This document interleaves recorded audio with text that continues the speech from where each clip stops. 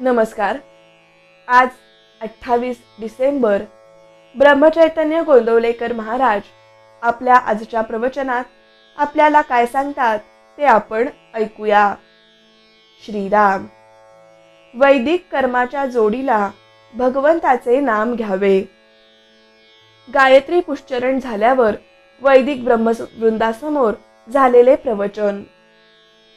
तुम्ही वेदविद्या जाणणारे सर्वजण मोठे ज्ञानी, भाग्यवान आणि पूज्य आहात। इतकी वर्षे वेदविद्या तुम्ही जतन करून ठेवली आहे, हे तुमचे फार मोठे उपकार आहेत। तुमची योग्यता खरोखर मोठी आहे। त्याच्या उलट माझी स्थिती आहे। मी एक अज्ञ मनुष्य आहे।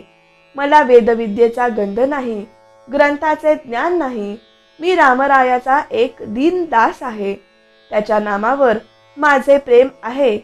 माझे म्हणणे आपण प्रेमाने ऐकून घ्यावे। वेदांनी गायत्री अत्यंत पूज्य मानली आहे, हे बरोबरच आहे। कारण गायत्रीच्या उपासनेमध्ये विलक्षण सामर्थ्य साठवलेले आहे।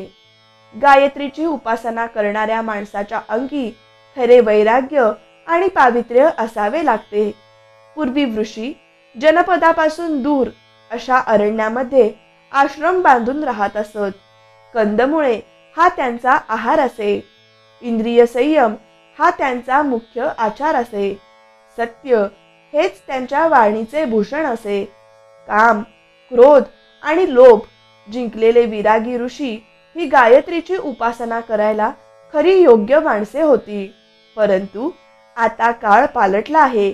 ज्या प्रकारे जीवन ऋषी लोक जगत असत, त्यापैकी आपणाजवळ आता काहीच शिल्लक उरलेले नाही। ऋषींचे राहणे, खाणे, पिणे, इंद्रिय संयम, सत्यनिष्ठा यापैकी आपल्याजवळ काय शिल्लक उरले आहे?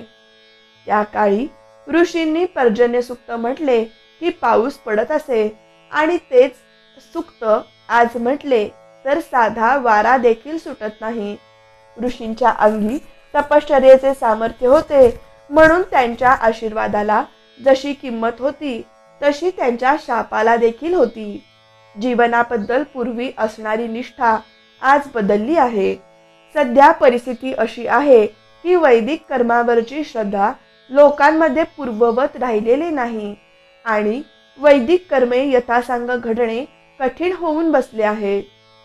अशा स्थितीत आपल्याला शक्य आहे तितके वैदिक कर्म करावे, परंतु चित्तशुद्धी होण्यासाठी त्यावर पूर्णपणे विसंबून न राहता त्या कर्माच्या जोडीला भगवंताचे नाम घ्यावे।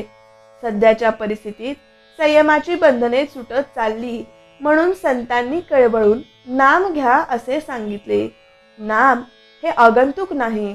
आदिनारायणाने वेद सांगण्याच्या वेळी जो ओम चा ध्वनी केला ते नाम होय। म्हणून आपणा सर्वांना माझी विनंती अशी की आपण नाम घेत जावे। किंबहुना आपण नाम घेतले तरच वेदांचा खरा अर्थ कळेल, अशी माझी खात्री आहे। श्रीराम जय राम जय जय राम।